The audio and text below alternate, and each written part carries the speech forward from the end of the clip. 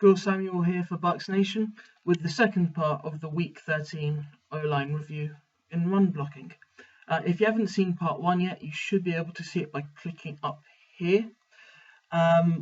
Let's get straight on with the next play. So in the last video we looked at 2 ISO plays which didn't work due to poor communication amongst some of the blockers. So we're going to start things off in part 2 on a more positive note by looking at an ISO play that actually worked very well. And I will bring that up now. There we go. So on this ISO play, it's quite a clever one in that it uses particular angles to set up easier blocks for some of the Bucs, in particular Eric Lorick. So we've got an offset I formation. Here is Russell Shepard, who motioned in, then motions back out to tell the quarterback whether or not it's man or zone coverage. Not that it particularly matters, as this is a run play, but nonetheless. So Captain Munnerlyn over here will follow Shepard out of the box.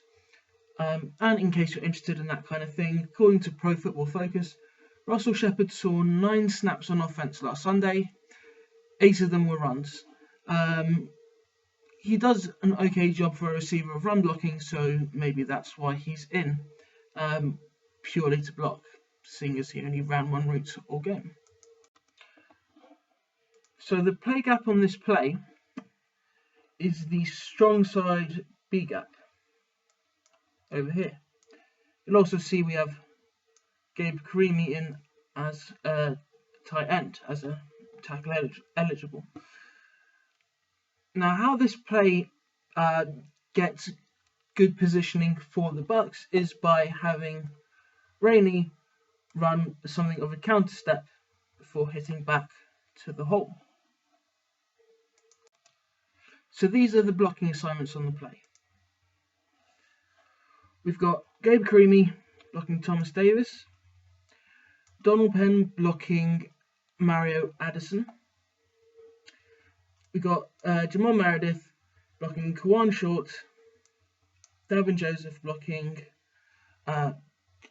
Dwan Edwards, and finally DeMar Dotson blocking Greg Hardy. Now this is, when I was talking about advantageous blocking angles, this is what I'm referring to. You've got AJ Klein and Luke Kuechly are both heading towards, well, this half of the field, or this half of the line, because of Rainey's counter step. Rainey's going to cut through, but as you can see, by having Klein and Kuechly flowing in this direction, it's going to make it much easier for Jeremy Zutter and Eric Lorick to get their blocks in.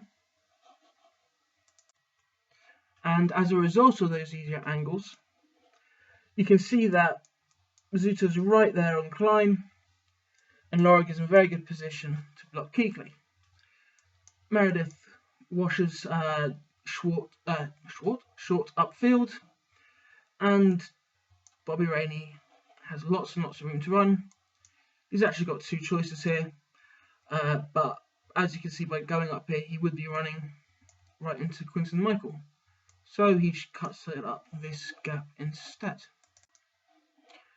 So as you can see, Lorick is blocking Kuechly to the inside of the play because, probably by play design, Rainey was meant to go up this gap. But as we said, Quinton Michael was coming down, so Rainey probably makes the right choice in cutting over here. There's a lot of open field. He's got centre Jeremy Zutter blocking AJ Klein, and there is Russell Shepard coming in blocking Captain Munnerlyn. Now, because Kuechly was being blocked inside by Eric Lorick, it just means Kuechly's actually closer to Rainey, but like I say, it was still probably the right choice because of Quinton Michael. So Rainey heads over here. You got a good block from Russell Shepard.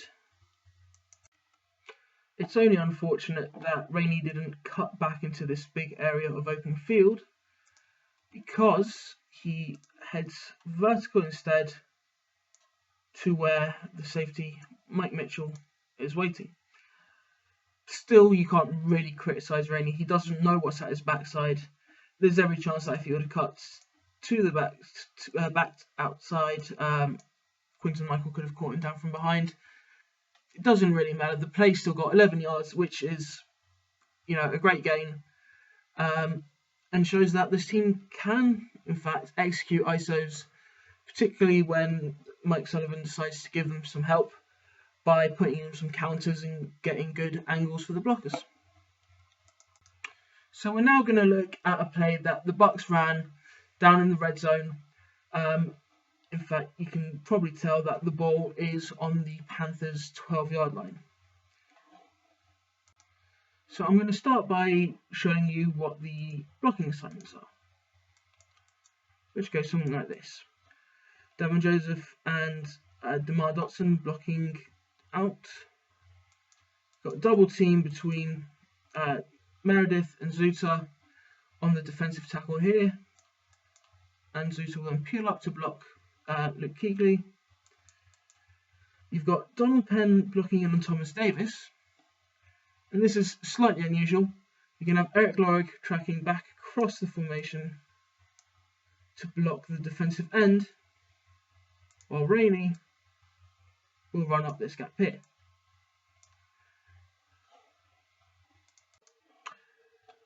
The problem is this shadow here. That shadow belongs to Quinton Michael. Now, everyone gets on the blocks that they're meant to, with Zuta about to come block Kuechly. The problem is no one accounts for Michael.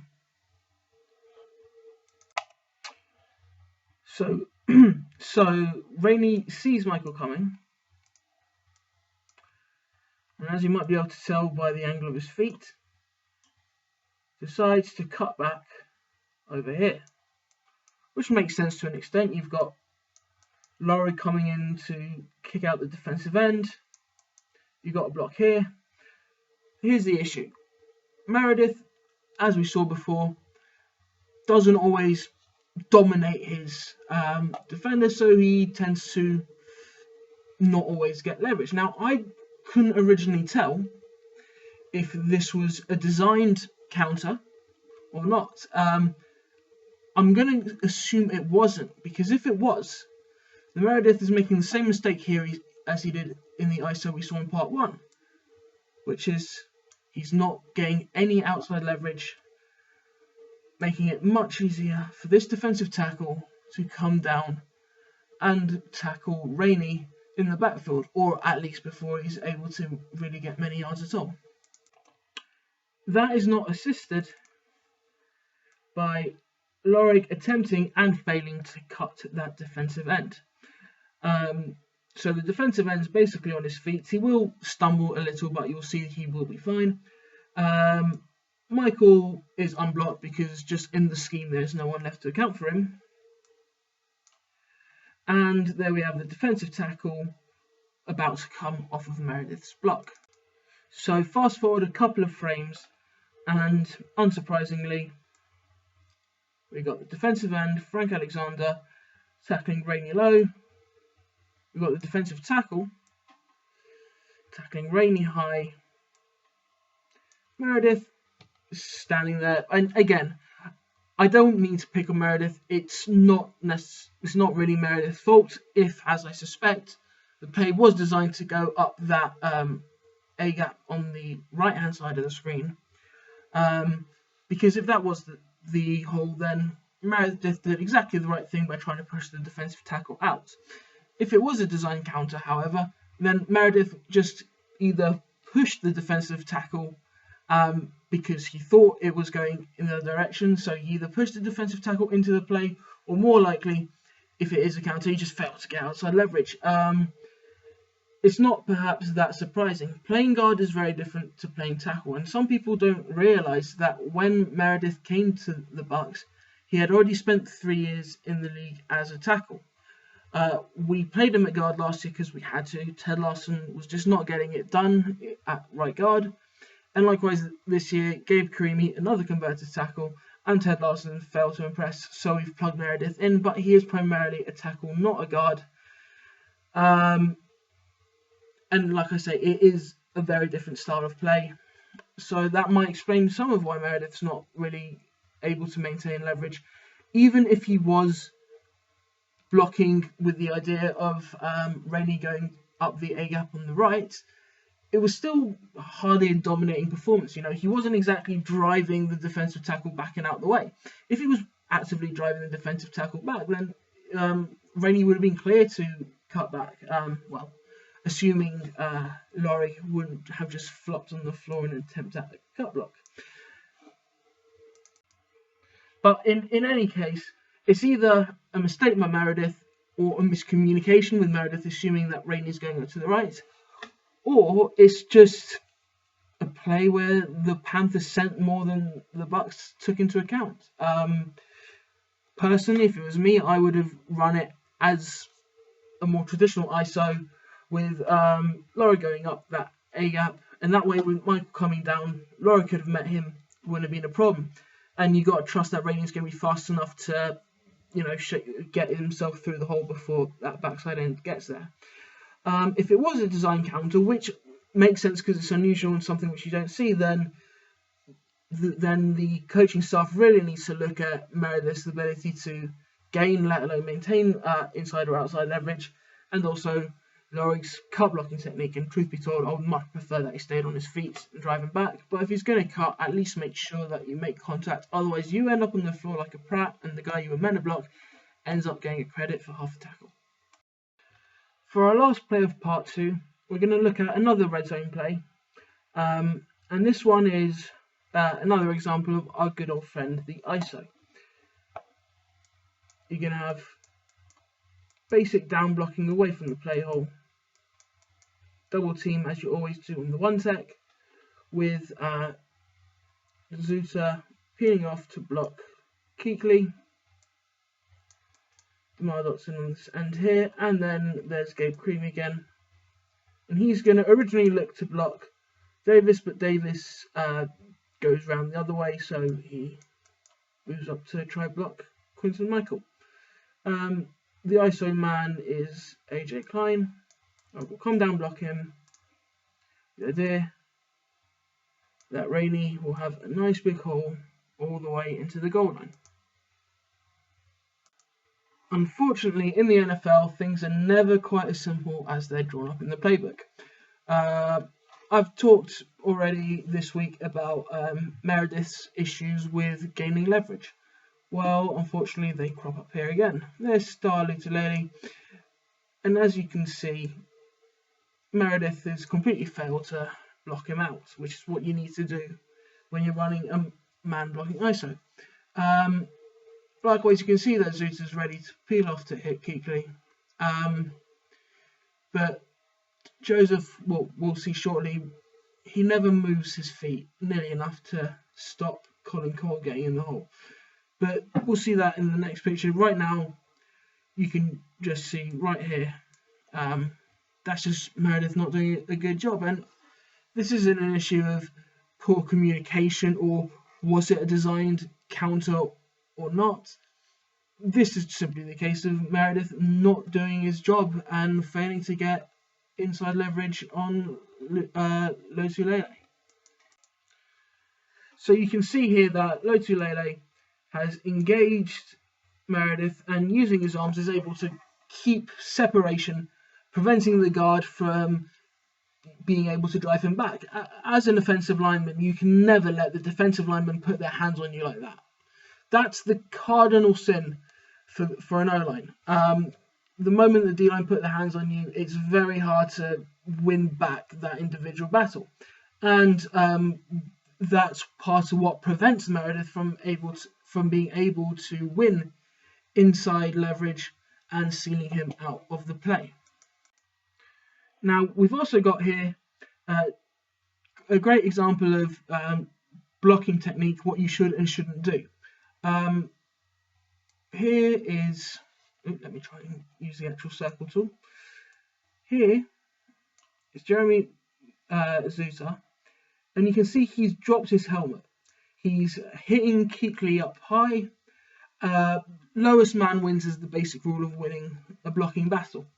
By dropping his head but hitting high, he's giving Kuechly a really, really easy path to get under his pads. And in fact, what will happen on the play is Kuechly, who is a linebacker, is able to push our centre back away from him and get to the running back. The centre should never find himself being essentially sat down by a linebacker, and it speaks to poor technique, if I'm being honest. Lorig, on the other hand, is doing exactly what you need to do. You can tell from his arms, there's his arms, in case you didn't know what arms were, that he's basically bringing them behind him, and he's going to be swinging them upwards and under AJ Klein's pads. What really frustrates me about Lorig is that his moment of impact when it comes to blocking is very, very good. He does a fantastic job of bringing the hands from the hips with power and swinging them under the pads of the guy he's trying to block. He drops his hips in order to get low, and he stands, line back up. And it's not easy when you've got a linebacker flying towards the hole at full speed. To be able to stand them up and stop them dead is very difficult, and Lorig does it very, very well. And the frustrating thing is that's all he will do. He will stop that linebacker just stop a linebacker dead. He will stand the linebacker up, take all the momentum out of the linebacker's rush towards the running back, and then he will just stand there with clay feet. You've got to follow that up with your foot. You've got to drive through and drive them away from the hole, and that's where Lorig really fails. Lorig follows up a phenomenal first point of impact with terrible just mindsets. You've got to be always constantly thinking, I've got to walk this guy away from my running back, and that's what Lorig fails to do. It is, to me, a technique thing. It's a reps thing in practice. He should be doing in Oklahoma drills in practice, presuming the CBA still allows some kind of Oklahoma or sumo or some kind of high contact drill. He needs to be doing these kind of drills to be getting the mindset of, if you do not move your feet, you will not win the battle. That's where he fails, and it's frustrating to see someone with such a good such a good approach to the contact utterly fail to follow it up with his feet. And it's something that I really hope can be corrected, because I still believe that Lorig's got a lot of potential because of that moment of impact as a lead blocker, but he'll never be able to capitalize on it if his coaches don't improve his footwork. Now, speaking of footwork, I want you to pay attention to the positioning of Colin Cole and the positioning Davin Joseph's foot right here. Okay, so keep watching, and there we go. Now, Cole is further over towards Rainey than he was before, whereas Joseph's foot remains in exactly the same place. Here's the problem with that, and it's been something we've seen from Joseph all year. His footwork is pretty darn shocking for someone with such a reputation. Could it be part of the injury? Possibly. I don't know. But it's definitely an issue, and it's an issue which has hurt the Bucs really badly this year. The fact that he doesn't move his feet particularly quickly, or seem to want to put much weight into his legs, which again could be a result of mental block as a result of the injury, it makes him another guard who's not able to always maintain leverage, and that's exactly what happens here. By this foot not moving to about there, by not putting his body in the path of Cole, he just gives up inside leverage to tackle Rainey. Likewise, over here, there's Star Lutulele, there's Jamon Meredith. Easy, instant path, because neither guard was able to maintain inside leverage. You can also see there is Jeremy Zuta's feet basically off the ground, because he's been thrown backwards by Kuechly, He was bursting up through Zuta, which he was able to do because, again, Zuta tried to block Kuechly high with his head down low, and that just meant Kuechly has to dip his hips a little bit, and he's got underneath Zuta's pads. My issue with these, and I know that Bob Bostad did a fantastic job in putting together a starting caliber line last year when people went down due to injury, but for coaching stuff which preaches fundamentals, these are basic fundamentals, basic issues of technique which should be corrected through repetition, through reps in practice, that are failing the Bucs on game day.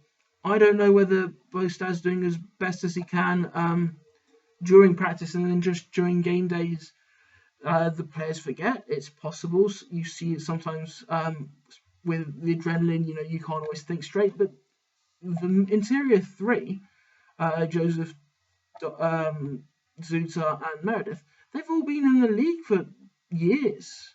I think Meredith is the newest one to the league, and he started playing in 2009. So these are guys who should be, able to keep their mind straight when they're on the field.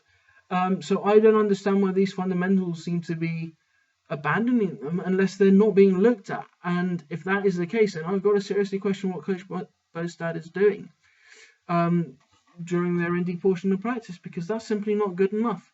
And as you can probably guess, Cole Lotulele end up sharing the tackle on the stat sheet.